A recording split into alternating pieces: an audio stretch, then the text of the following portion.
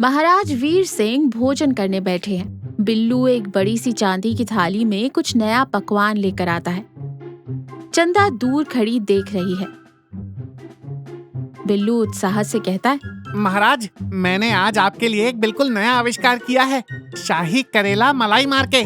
महाराज वीर सिंह एक निवाला खाते ही उनका चेहरा लाल हो जाता है और वो खांसने लगते हैं। पानी पानी लाओ। बिल्लू, ये क्या जहर खिला दिया तुमने मुझे? करेले में मलाई? तुम्हारा दिमाग खराब हो गया है क्या? बिल्लू डरते हुए कहता है, महाराज, वैद्य जी ने कहा था कि आपको कुछ कड़वा खाना चाहिए आपकी सेहत के लिए, तो मैंने सोचा उसे स्वादिष्ट बना दूं। महाराज गुस्से में खड़े होकर कहते, तुम रसोइये हो या हकीम? कल को तुम घास फूस में काजू डालकर खिला दोगे। तुम्हारी इस बेवकूफी ने मेरा स्वाद बिगाड़ दिया। मैं तुम्हें इसी वक्त अपने राज्य से बाहर निकालता हूँ। निकल जाओ और आज के बाद मुझे अपनी शक्ल मत दिखाना। बिल्लू रोते हुए कहता है, महाराज, मुझे क्षमा करें, मेरी नीयत साफ थी। महाराज हाथ दिखाकर रोकते हुए कहते, एक शब्द और नहीं। सेनापति विक्रम, इन्हें राज्य की सीमा के पार छोड़ाओ। बिल्लू उदास होकर सिर झुका लेता है। चंदा माथा पीट लेती है।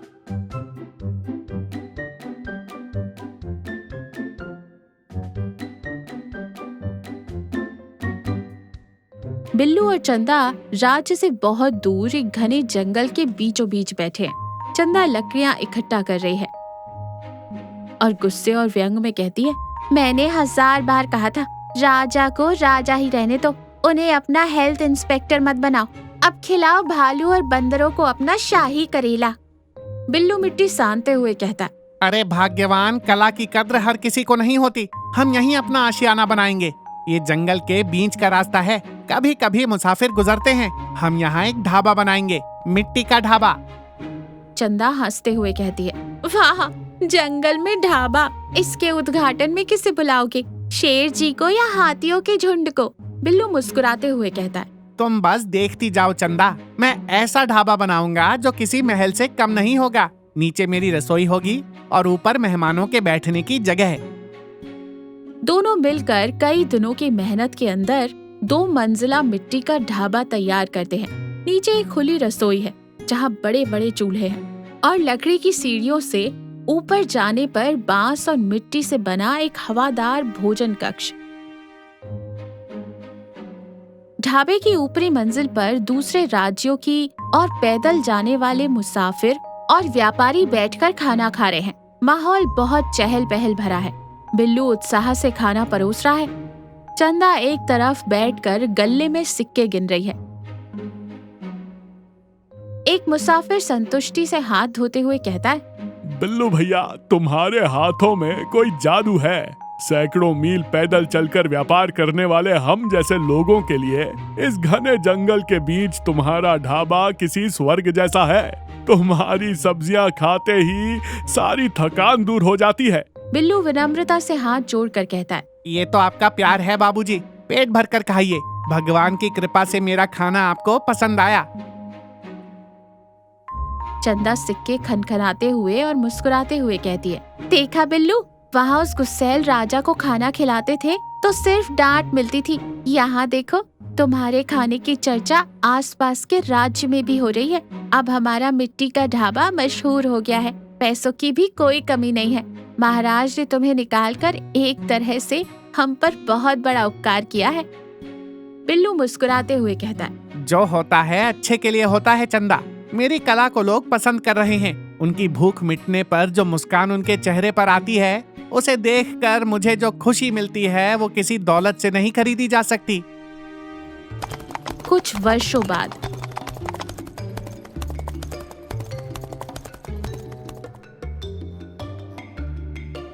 महाराज वीर सिंह और सेनापति विक्रम शिकार खेलते खेलते अपनी सेना से बिछड़ गए हैं।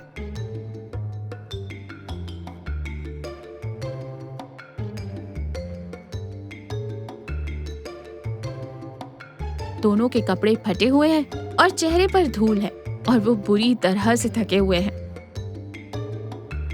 सेनापति विक्रम हांफते हुए कहते, महाराज, मेरे पेट में अब चूहे नहीं, बड़े बड़े डायनासोर दौड़ रहे हैं। 3 दिन हो गए हैं, एक बेर भी नसीब नहीं हुआ। महाराज वीर सिंह चिड़चिड़ेपन में कहते हैं। चुप रहो विक्रम, मेरी तो भूख के मारे आंखों के सामने जलेबियां नाच रही हैं। मुझे तुम्हारा ये गोल मटोल चेहरा भी अब एक बड़े से तरबूज जैसा लग रहा है। सेनापति विक्रम डर कर पीछे हटते हैं। महाराज कृपया मुझे मत खाइए, मैं बहुत कड़वा हूँ। काश आज बिल्लू के हाथ की सूखी रोटी ही मिल जाती। महाराज उदास होकर कहते हैं। सच कह रहे हो विक्रम, उस दिन गुस्से में मैंने बिल्लू को निकाल तो दिया, लेकिन उसके बाद से महल का कोई भी खाना मुझे पसंद नहीं आया। भूख क्या होती है आज समझ आ रहा है। काश मैं उसे ढूंढकर माफी मांग पाता। तभी दोनों भूख और थकान से गश खाकर एक पेड़ के नीचे गिर जाते हैं। बिल्लू जंगल से जड़ी बूटियां और सब्जियां लेकर लौट रहा होता है। तभी उसकी नजर पेड़ के नीचे बेहोश पड़े 2 लोगों पर पड़ती है। पास जाकर देखता है तो हैरान रह जाता है और घबरा कर कहता है, अरे ये तो महाराज और सेनापति जी हैं। इनकी ये हालत। बिल्लू भागकर पानी लाता है और उनके चेहरों पर छींटे मारता है। महाराज धीरे धीरे आंखें खोलते हैं, लेकिन कमजोरी से कुछ बोल नहीं पाते। बिल्लू दोनों को सहारा देकर अपने 2 मंजिला मिट्टी के ढाबे पर लाता है। बिल्लू ने महाराज और सेनापति को ढाबे की ऊपरी मंजिल पर आराम से लिटा दिया है। ऊपर से ठंडी हवा आ रही है और नीचे रसोई में बिल्लू और चंदा जल्दी जल्दी खाना बना रहे हैं। चंदा चूल्हे में लकड़ी लगाते हुए कहती है, वक्त का पहिया कैसे घूमता है। जिसने तुम्हें धक्के मारकर निकाला, आज वही तुम्हारे दरवाजे पर भूखा प्यासा पड़ा है। आज तुम चाहो तो बदला ले सकते हो। नमक की जगह मिट्टी भर मिर्ची डाल दो। बिल्लू गंभीरता से कहता है। चंदा, तुम ये क्या कह रही हो? वो हमारे महाराज हैं। एक रसोइये का पहला धर्म है भूखे को भोजन कराना। उन्होंने मुझे निकाला क्योंकि वो राजा थे, वो उनका अधिकार था। लेकिन आज वो मेरे दर पर एक भूखे मुसाफिर हैं। मैं उन्हें अपने जीवन का सबसे बेहतरीन भोजन कराऊंगा। ऊपर की मंजिल पर खाने की खुशबू से सेनापति विक्रम की नींद खुलती है। सेनापति हवा में नाक सिकोड़ते हुए कहता है, महाराज उठिए, क्या आप भी स्वर्ग पहुंच गए? यहाँ से भुने हुए मसालों और शुद्ध घी की खुशबू आ रही है। महाराज उठकर बैठ जाते हैं। विक्रम, मुझे लगता है मैं कोई सपना देख रहा हूँ। इस घने जंगल में ऐसी खुशबू। तभी लकड़ी की सीढ़ियों से बिल्लू और चंदा मिट्टी के बड़े बड़े बर्तनों में गर्मा गर्म खाना लेकर ऊपर आते हैं।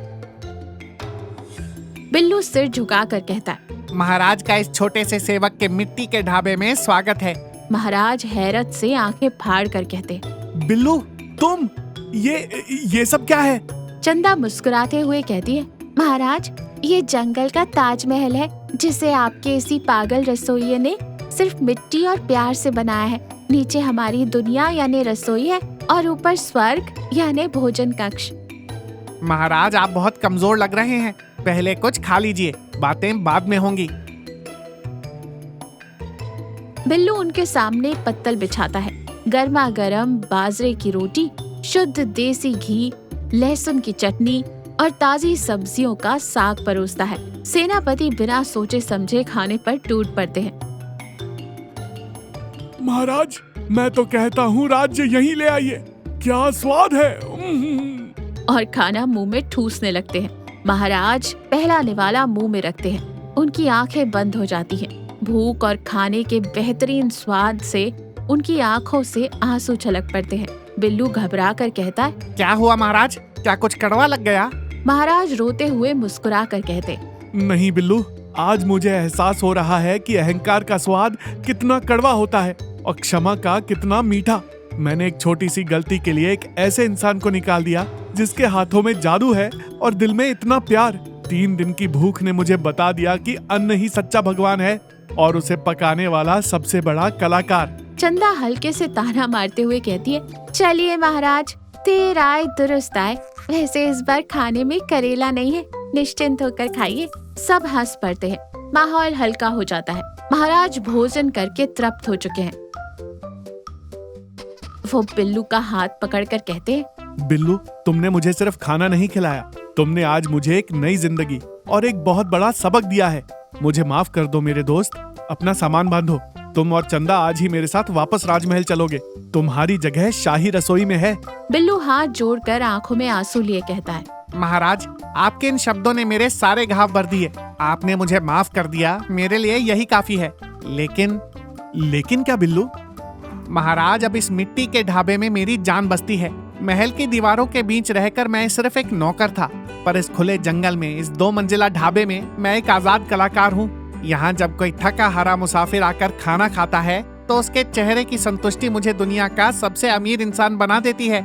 मैं यहीं रहना चाहता हूँ। चंदा मुस्कुरा कर कहती है, और महाराज, जंगल के बंदरों और मुसाफिरों को भी अब इनके हाथ के खाने की आदत पड़ गई है।